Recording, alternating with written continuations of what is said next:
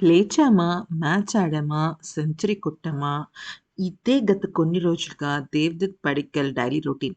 Karnataka opener Padikkal 4 మ్యాచ్‌ల్లో 3 సెంచరీలు సాధించాడు. ఈ సీజన్‌లో పడిక్కల్ జార్ఖండ్‌పై 118 బంతుల్లో 147 పరుగులు చేసి కేరళపై 137 బంతుల్లో 124 పరుగులు చేశాడు. ఇప్పుడు పుదుచ్చేరి పైన కూడా పడిక్కల్ 116 బంతుల్లో 113 పరుగులు చేశాడు. అయితే దేవదత్ పడిక్కల్ ఎంత దురదృష్టవంతుడో అర్థం చేసుకునే ముందు అతడి లిస్ట్ ఏ క్రికెట్ రికార్డ్‌ని పరిశీలిద్దాం. అయితే ఈ ఆటగాడికి లిస్ట్ ఏలో 36 ఇన్నింగ్స్‌లో 12 సెంచరీలు, 12 హాఫ్ సెంచరీలు సాధించాడు. అతడి బ్యాటింగ్ సగటు 82.50 కాగా మొత్తం 2477 పరుగులు చేశాడు. ఇంత అద్భుతమైన బ్యాటింగ్ చేసినప్పటికీ ఇంకా టీమిండియాలోకి అడుగుపెట్టలేదు.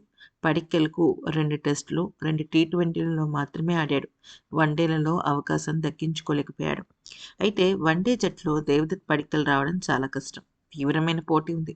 యశస్వి జైస్వాల్‌కు కూడా అవకాశం లభించడం లేదు ఓపెనర్‌గా అంటే అర్థం చేసుకోవచ్చు.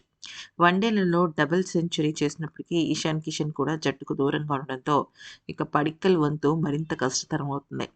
అయితే లిస్ట్ ఏ క్రికెట్‌లో పడిక్కల్ మంచి ప్రదర్శన ఇస్తే సెలెక్టర్లు అతన్ని ఎంచుకోవాల్సి వస్తుంది. అయితే ఈ ఆటగాడు 2027 ప్రపంచ కప్ వరకు వన్డే జట్టులో వచ్చే అవకాశం లేదు. రోహిత్, విరాట్ లాంటి ఆటగాళ్లు వన్డే ప్రపంచ కప్ తర్వాత రిటైర్ అవుతారు కదా! అప్పుడే పడిక్కల్‌కు స్థానం దొరుకుతుంది. అయితే విజయ్ హజారే ట్రోఫీ 4 రౌండ్‌లో పుడుచ్చేరిపై పడిక్కల్ తన సెంచరీలో 4 సిక్సులు, 10 ఫోర్లు కొట్టాడు. ఈ సీజన్‌లో విజయ్ హజారే ట్రోఫీలో పడిక్కల్ అత్యధిక పరుగులు చేసిన ఆటగాడిగా నిలిచాడు. అయినప్పటికీ కూడా అటు బీసీసీఐ వాళ్ళు అసలు దేకనే దేకటం లేదు. కనీసం ఆర్‌సీబీలో కూడా సరైన అవకాశం రావటం లేదు. మరి ఈ వీడియో నచ్చితే లైక్ చేసి సబ్స్క్రైబ్ చేసుకోండి.